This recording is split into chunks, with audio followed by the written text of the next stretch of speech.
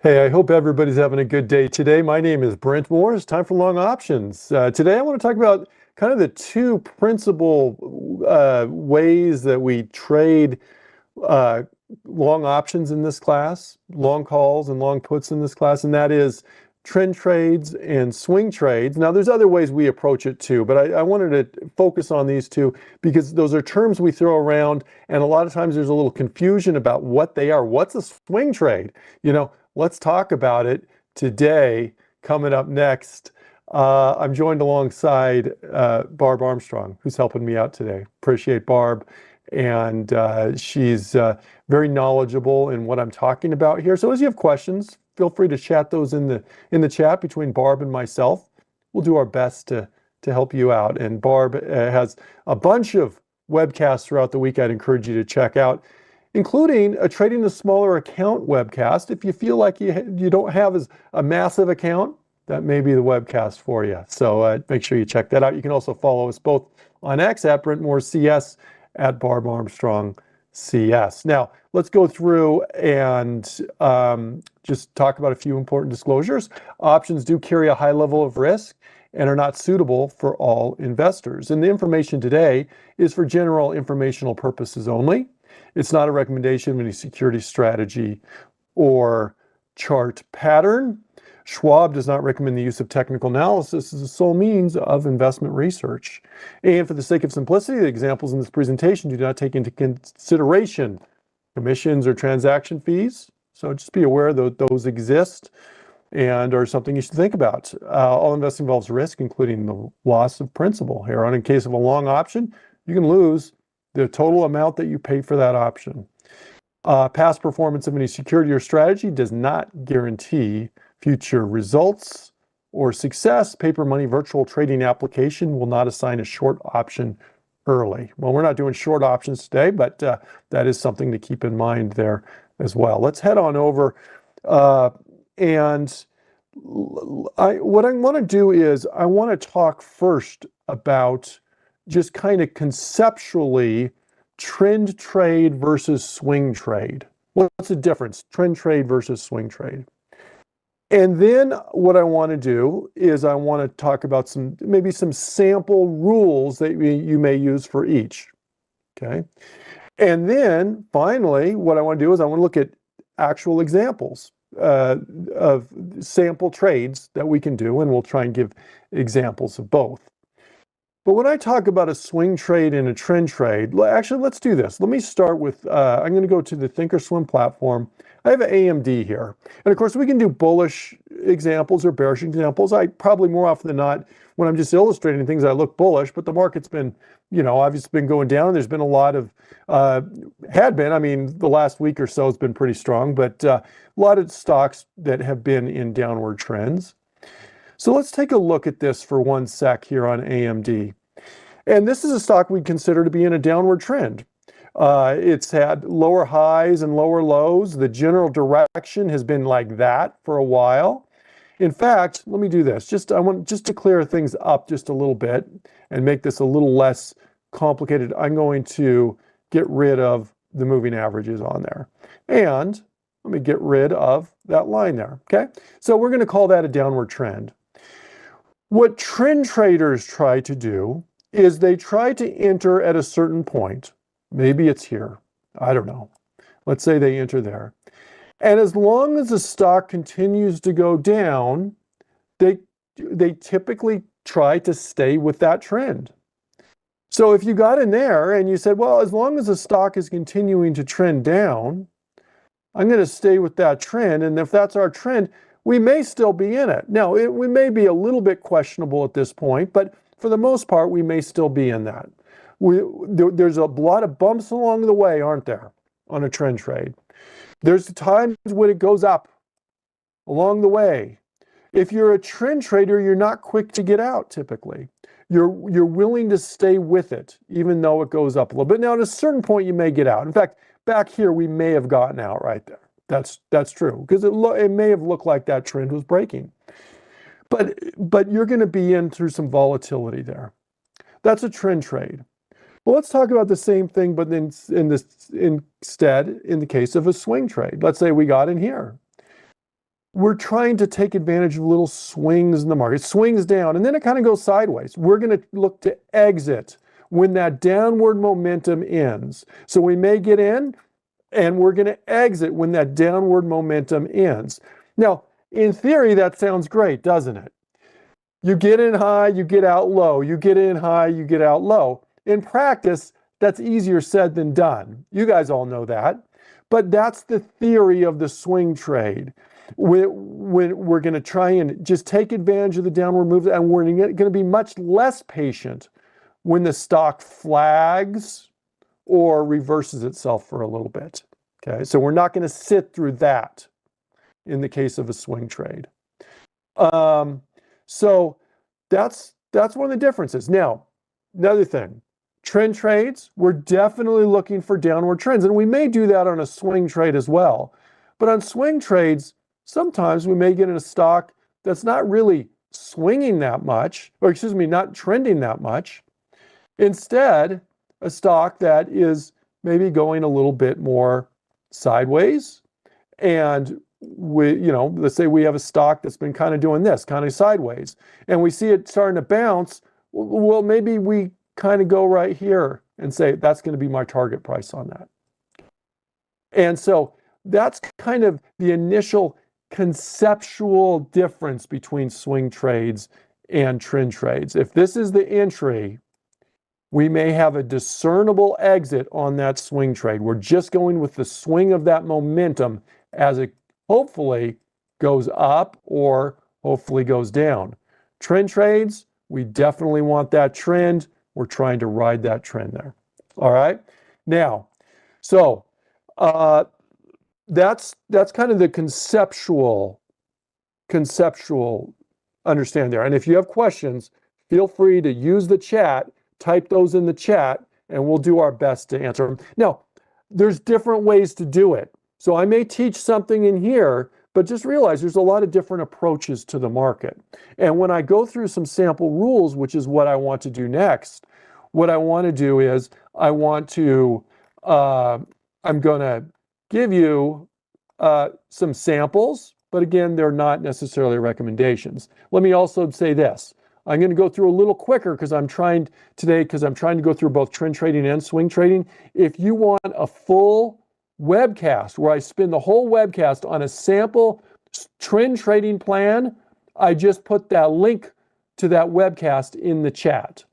And if you want a full swing trade plan, I put a link to that webcast in the chat as well. If you're watching on a recording, just go to the playlist here for this class on the Trader Talks webcast. Go back about 3 months and you'll see it titled Sample Trend Trading Plan and Sample Swing Trading Plan, if that is of interest to you. Okay, now let's do this though. Let's go out and let's talk about the plan. Now there's going to be some things that are common to both swing trade and trend trade plans. One, regardless of whether we're swing trading calls or puts or trend trading calls or puts, we're going to look for liquid stocks and liquid options. For that, you can look at open interest, you can look at bid-ask spreads. But it doesn't matter what kind of option trade we're doing, we want liquid stocks and liquid options for trend trades or swing trades. If we're buying options, long calls or long puts, it is best if IV or implied volatility is low. Now, it may not be an absolute deal breaker on that, but in general, these are vega positive trades. In other words, implied volatility helps you if it goes up after you enter the trade. Furthermore, the options that you're going to buy, that you're spending your money to buy, are going to be cheaper if that IV is low. So that's true whether it's a trend trade or a swing trade. That's something that's common to both. And something that your portfolio risk is a consideration on both. For our purposes here in this class, we're going to say we're using 1% portfolio risk. What do I mean by that? What I mean is, if we take our portfolio, our active trading portfolio, now this may not be your whole portfolio, Maybe you have a huge bond portion in your portfolio. Maybe you have just a passive portion of your portfolio, but in your active trading portfolio, what we're going to seek to risk is no more than 1% of that, okay? Now realize, we'll use a stop loss to try and help manage that. Technically, stops don't guarantee that we're going to get out wherever the stop price is. If we spend X dollars on a put option, we are actually risking X dollars. We're risking the whole amount. But for this portfolio risk, we're going to kind of assume that our stop is going to exit out where we designate that stop loss, okay? And we will use stop losses on both. I'll talk about that in just a bit. So in terms of kind of a quick hit sample rules that kind of correspond to the type of trades that we're going to do, here are some of the rules. Now, again, if you go to those webcasts I taught, I go into more depth on each of these, but let's just say, number one, for a trend trade, we want the stock to be trending. Now, obviously, if we're buying a long call, we want the stock to be trending up. If we're buying a long put, a trader would typically like to see that stock trending down. The trend is essential if we're going to do a trend trade, hence the name. Now, remember, on trend trades, that's going to bounce up and down, but we're going to be patient with it. We're going to be in this as long as the stock keeps trending up. At least that's the goal. So therefore, the expiration is going to be, and this is kind of, again, this isn't hard and fast, but we're going to pick a longer expiration, maybe 50 to 120 days to expiration there. That's going to be much longer than a swing trade, because remember, the swing trades aren't going to last as long on that. For the strike price, in our rules, we said, in general, we're going to look for something the 60 to 70 delta here on that. That's going to put it a little bit in the money. 60 to 70 delta. Delta tells you how much that option is going to move in relationship to the stock price move, but it also can kind of gauge in the money, how far in the money something is. And generally, we're going to go in the money a little bit. If you want to be super aggressive, maybe you actually do a trade out of the money. But typically in this class, we're going to be a little more conservative, a little higher delta there on that. We're going to put a stop below stock support. And I'm going to give you examples of each of these in just a minute here. Or 60 to 70%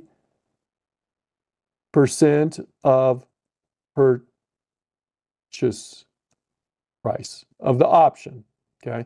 So when I say stop below stock support, we put an exit based on the underlying stock. When I say 60, 70% of purchase price, that's the option purchase price.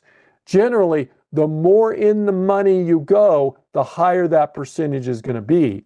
The farther out of the money, the lower that percentage needs to be. So for example, let's say we had a $5 option, and that option, we wanted to do something that was, say, 60% of that price. Then we'd put our stop at $3 on that. Okay. Now, Ray said, what about a 90 delta? Absolutely, you can do a 90 delta. Okay, let's say you did a 90 delta. What does that mean? What are the implications of that? What that means is it's going to cost you more. Okay, that's not good or bad. It's just a reality. It's going to cost you more. If the stock goes up, you're going to get, initially at least, 90% of that move in terms of the option. So that's absolutely great. If you had a 90 delta, you may do your stop tighter than that. Instead of 60 to 70% of the purchase price, maybe it's up towards the 80% of that purchase price. All right. So nothing wrong with that. That's just, it makes it a little bit more like stock ownership. Options aren't stocks, and it's not exactly stock ownership, but it's going to cost more. It's going to move more like the stock. So absolutely you can do that. Just be aware it's gonna, so there's pros and cons to both of those. Let's do a couple. Okay, when are we going to get out? We're going to exit on a trend break. Okay, in other words, even if we don't hit that stop, if we see the trend breaking, we may get out. Now, it's very likely we'll get stopped out anyway at that point, so we'll look to get out at that point. We're going to look to roll at an 80 delta. Now, that would make no sense if you got in at a 90 delta, right? But if we roll at an 80 delta, that's something we did the other day. And I want to illustrate, let's just look at that real quick, what that means. We did a trade on UNP, okay? What does that mean? Well, let me go here and look at the initial trade we did on UNP. We bought a put.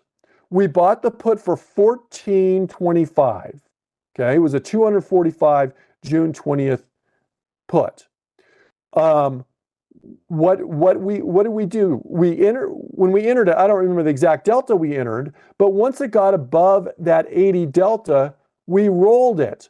In other words, we bought it at 14.25. We then sold it at 38.50. So that brought in $2,400 of credit to us on that. But we bought a different contract at the 225 strike instead, and that cost us about $2,300. So by rolling at that 80% level, excuse me, that 80 delta, we were able to bring some money in and help reduce our overall risk on that. Now, subsequent to that, and we'll try and look at this, hopefully we have time to look at this later. Subsequent to that, the stock has gone down. Union Pacific has gone down on us since then, or gone against us since that point. In fact, since we rolled it, we initially had that, what was it, $2,500 credit. Well, it's now down almost $1,000 on that. We may look to get out of that, but we'll see. I think we're near a stop anyway, but we'll take a look at that if we have some time. But anyway, that's the purpose of rolling. The nice thing is, if we hadn't rolled that, we would have, when it went against us, it likely would have gone against us a lot more than that $900 it's gone against us on that, because we were able to take that money in the form of cash off the table, so to speak. Okay, there's just one more thing I want to say on trend trading, then I want to move to swing trading. So we're also going to look to exit or roll at maybe 20 days to go to expiration. We're just going to look to get out of that. Or if things are continuing to go well, maybe we will maybe we'll roll it and do a new trade. Okay, there's our basic trend trading rules. How does that differ from our swing trading rules? Well, the swing trading rules, it may be trending up,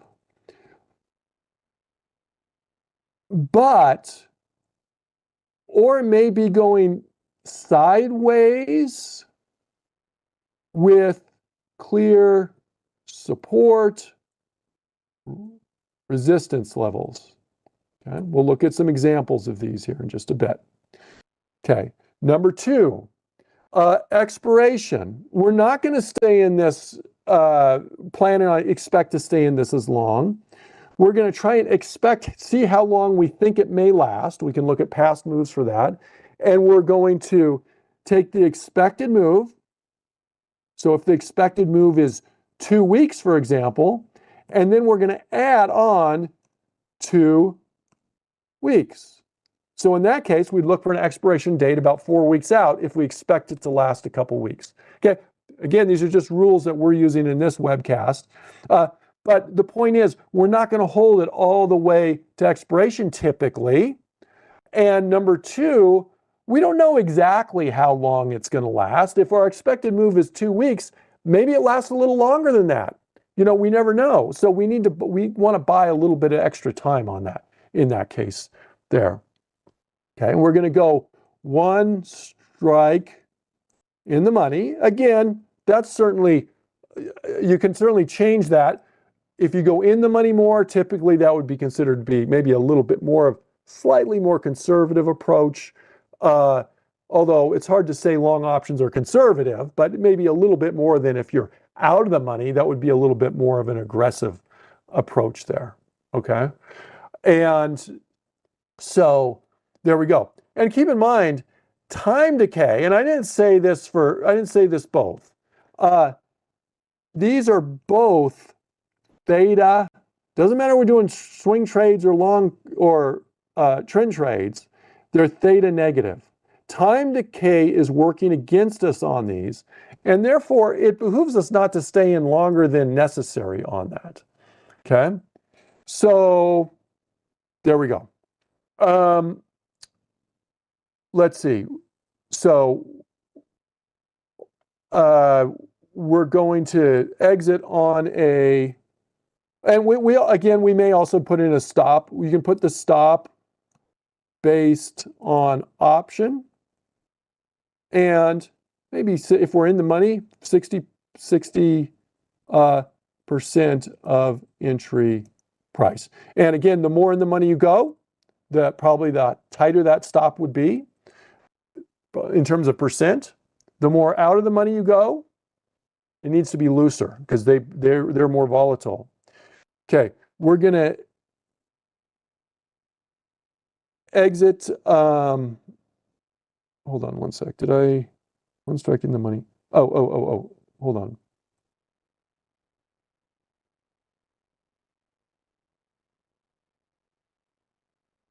on. These should be separate line items. Excuse me.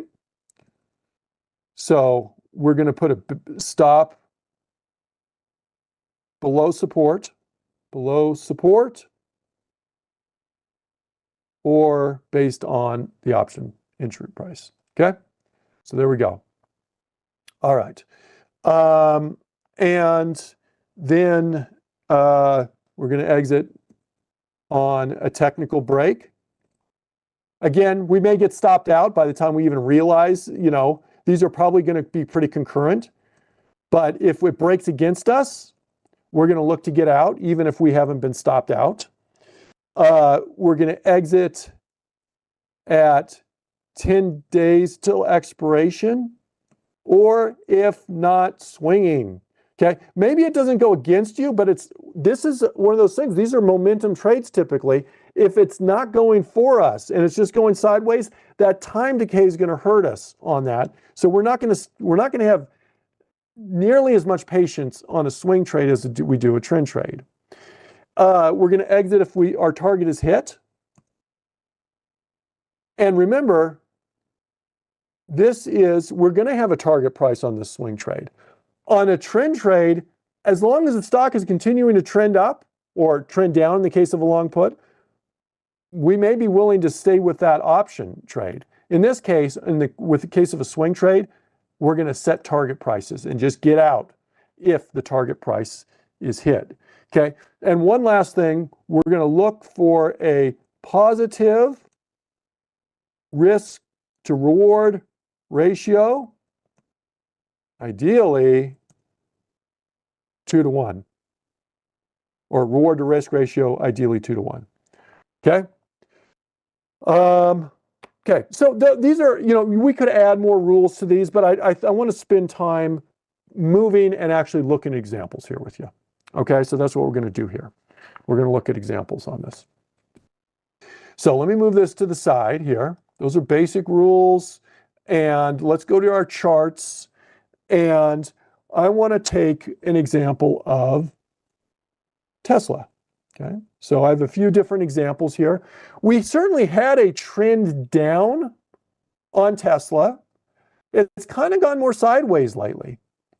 And so what I'm going to do here is I'm actually going to zoom in just a little bit because I want to just focus on this area right here. I'm going to draw a line or two. I'm going to draw a line right here. And this is going to be where I'm perceiving some potential resistance here, where these highs occurred, where we bounced off Tesla at this point. We bounced off Tesla at this point. We went up. We had earnings on Tesla about a week ago. It went up, but now look what's happening. It's kind of petering out here a little bit. In fact, if we had do I have an RSI here? I bet if we have an RSI, you can see that momentum is shifting on that.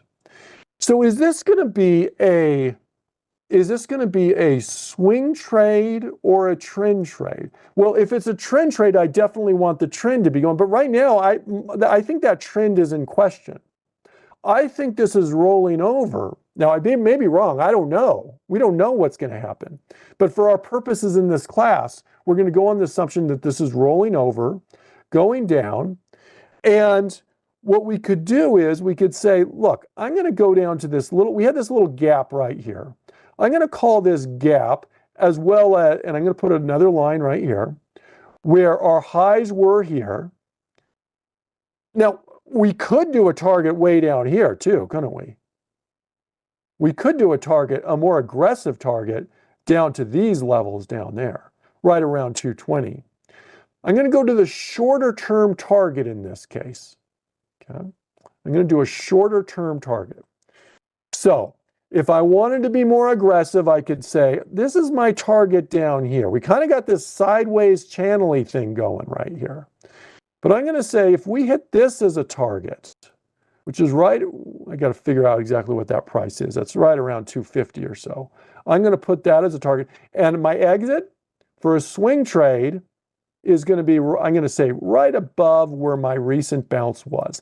I'm going to say if we break above those highs, and I'll go up by maybe 1% above that, give it a little wiggle room, we'll look to get out. So let's see, let's figure out let's do a little math here on this. Okay, number one, entry price is about 285. I'm just going to jot that down on this for the stock. Now we're going to be looking to buy a put here, but the stock is about 285. If I had a stop about 1% above my high price there, my high price was right around 295. So about 1% above that is about $3 above that. That's about 298 is going to be my stop in terms of the stock price. My target right down here is about 250. Let's think about this from the return on risk perspective. On the stock, now it's going to be a little different on the option, but just be aware. If we enter the trade at 285, and I'm rounding just a little bit, and we exit on a stop, and of course that's an assumption. We don't know where we're going to get out. Stops aren't guaranteed.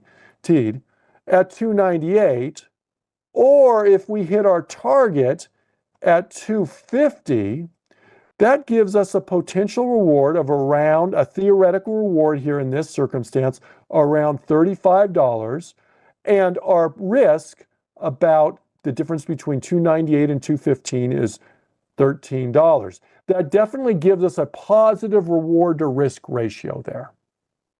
Okay, that gives us a positive reward to risk ratio in that case. Now we're going to do this on the option, and let's follow those rules. This is going to be a swing trade. I'm going to go to trade. Before we do that, how long are we expecting it to last? Well, that's always a big question. How long would we expect it to last? Well, I don't know. Last time we were up here and it went down there, it took a week or maybe 2 weeks to get there. Well, we'll add a couple weeks on top of that. So we'll go out about a month here, about 4 weeks or something in that order on that trade. So I'm going to go to the trade. 17 days is probably a little tight on that. We could do 24 days. We can go 31 days. I'm going to go to my puts. I'm going to go to one strike in the money. Stock's at 285. I'm going to go right here, and I'm going to right-click on this. I'm going to buy custom, and I'm just going to say with stop. Okay. So here's my entry. I'm just going to look to buy this here. Where's my exit? I'm going to, instead of a stop, I'm going to make this a market, good till cancel. Good. What happened there? Where'd it go?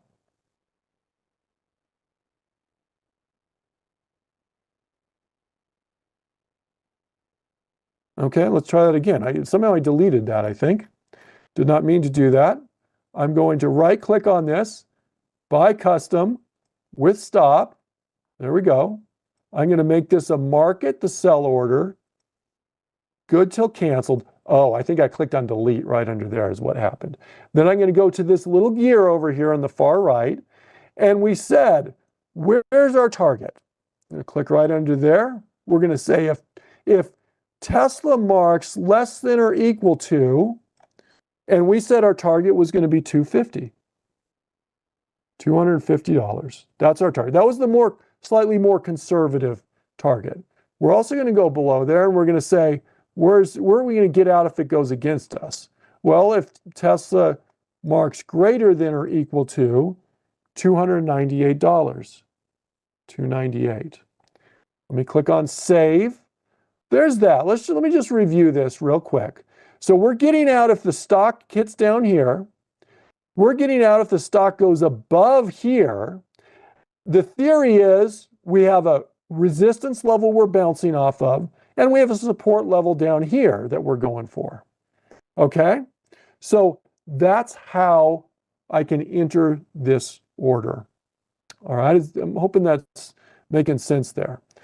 This is a long put. I'm buying it for a swing trade long put. And I'm going to confirm and send. And you can just make sure you review your order. We're buying one contract of a 290 put on Tesla. I'm selling one contract, okay? But I'm only selling if these order conditions are filled. Tesla marks at or below 250. Let's click on send on that order. Actually, I'm going to put that in our long options bucket. And we just sent that. And it's thinking. We'll see if that fills for us. Let's do a different example and switch it up a little bit, okay?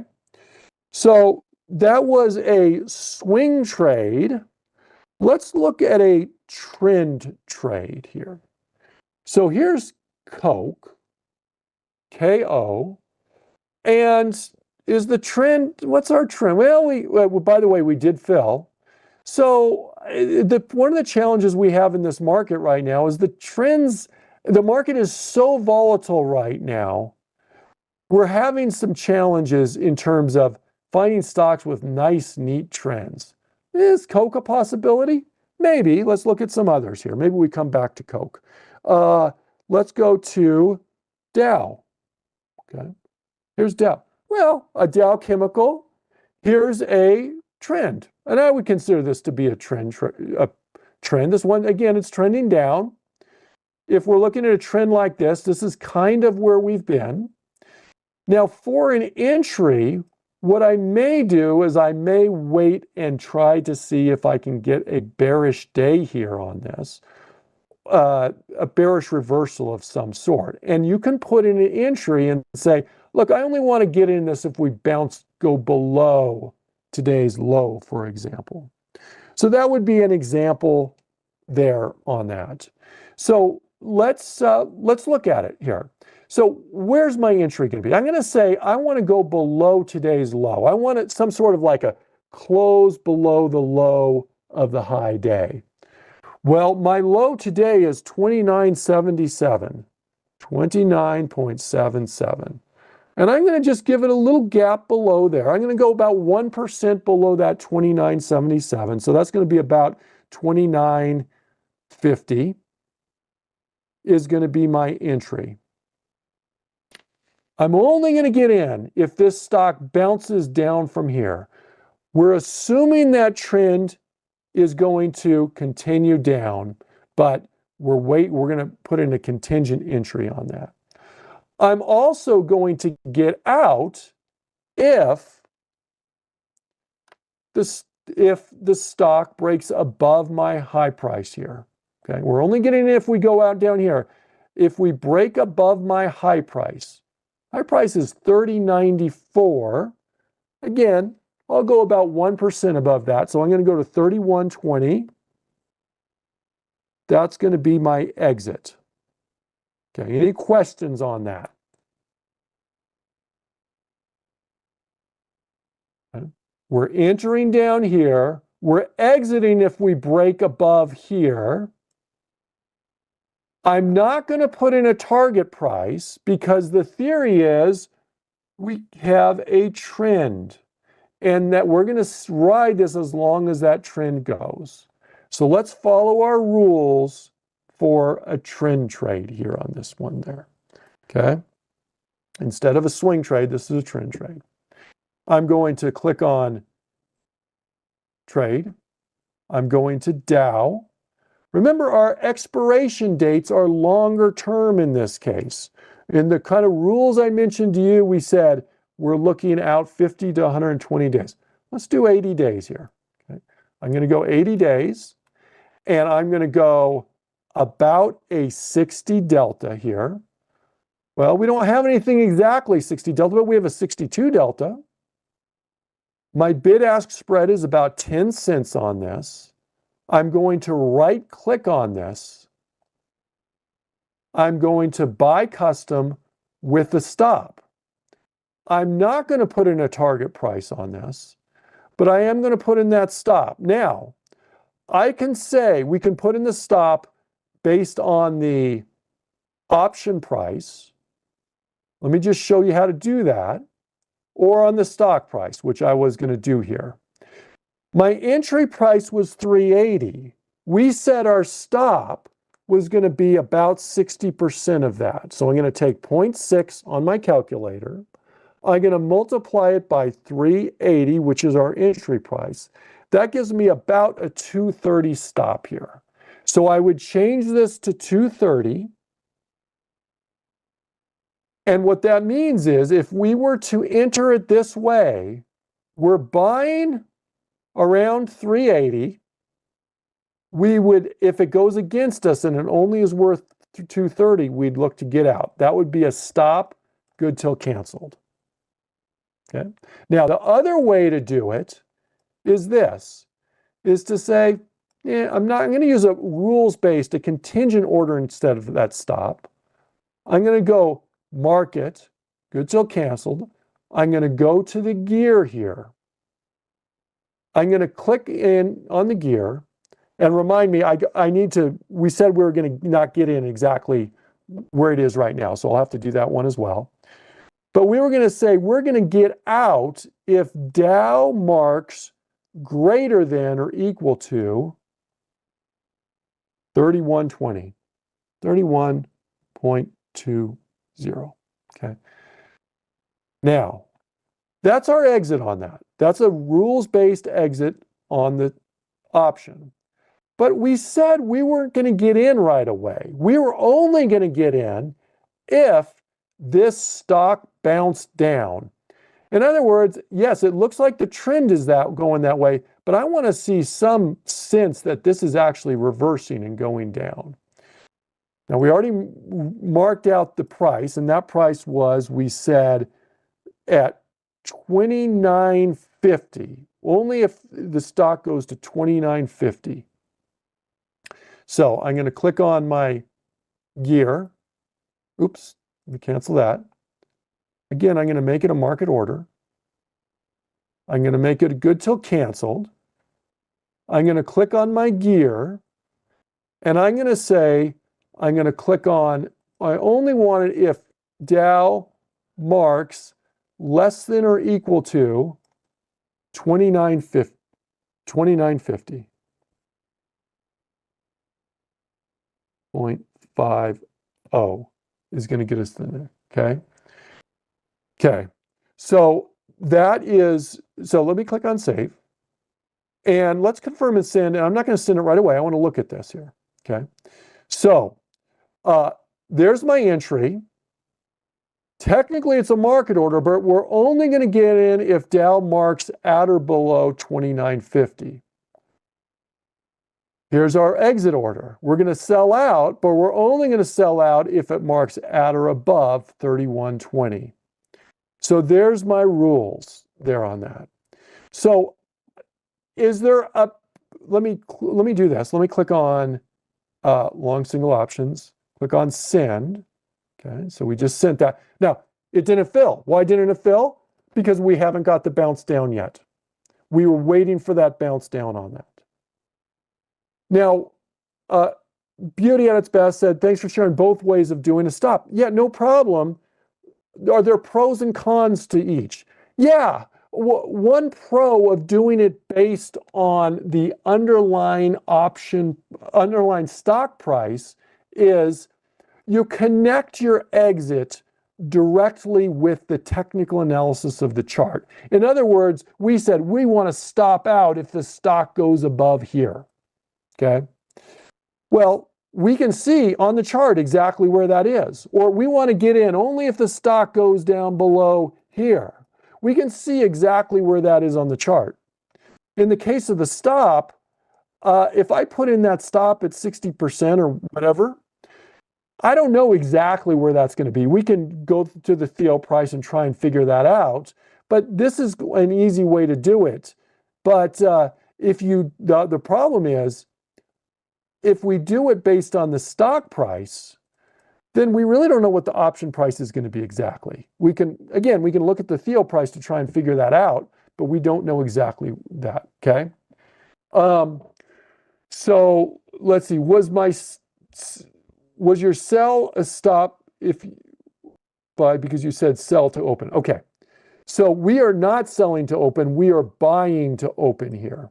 So let me go back here to let me just go back and see what we got here on our working orders. Okay, so Dow, here's our trade. We're buying to open this trade right here, and we are selling to close the trade there. This is a first triggers other trade. Okay, Ray said that. In other words, this trade needs to fill before this trade is even active. This is waiting to be triggered. That's what that means. It's waiting to be triggered for this one to fill there. Okay. If I said we're selling to buying, if we're selling to open, I said that wrong. But we put it in correctly right here there. Okay. All right. Let me just see if there's other questions here. Okay. So sorry if that was confusing at all on that one. Let me just look back. For Dow, when you put in the option stock price, stock expected value total to the natural. Okay, so there we go. Let me just check on time. Okay, we're just about out of time, but I'm not going to do full examples on all the trades. But I want to give you some more examples. So we may not do all those here. But here's another one that if we had more time, we may look at. Here's Boeing. I was looking at possibly a swing trade on this. Now, are we trending up? Well, not in the intermediate term, we're not trending up. Short term, we've been going up. Potential resistance here. Potential resistance here. We were going up pretty strong, but now we've had these kind of two almost doji-ish, spinning top-ish days there, showing a lack of momentum.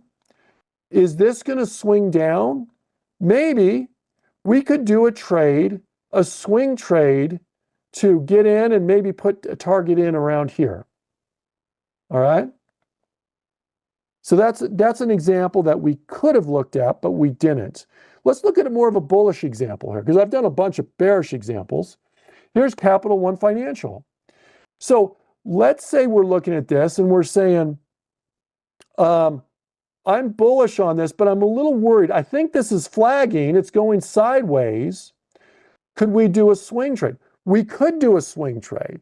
Now, I'm not looking at a trend trade because it's not really trending much. In the short term, maybe it will at some point. But what I may do, we would consider doing is a contingent order if we were to break above our resistance point. Okay? Breaking above our resistance point right there. That would be that. Okay. Super quick, because I am definitely have about 1 minute's worth of time left. NEE. Okay. Bearish trade. Possible a trend. This is a possible bearish trend trade. NEE example. You can test these out on paper money. NVIDIA. Again, Another possible bearish trend trade. This looks like it's bouncing down off of a resistance there. Do I have any more bulls? Let me do one last one. We'll finish up with this one. PM. Philip Morris. This actually has been trending up. So this was a potential bullish trend trade you could consider looking at. All right, everybody. I want to thank you for joining me. We did some swing trade. We did a swing trade example and looked at a few stocks. We looked at trend trade example. We followed these rules here basically on our trend trade and our swing trade. And so that's, I wanted to we go back to these each week almost. And I wanted to just give you a quick overview for those of you who are newer as to some of the differences between a swing trade and a trend trade. Thanks for joining me. Thanks, Barb, for helping me on the chat. Make sure you check out Getting Started with Technical Analysis. Barb Armstrong's teaching that. That's coming up next. Barb, quick turnaround. Thanks, Barb, for her help. Thank you all. Have a wonderful rest of the day. Bye-bye, everybody.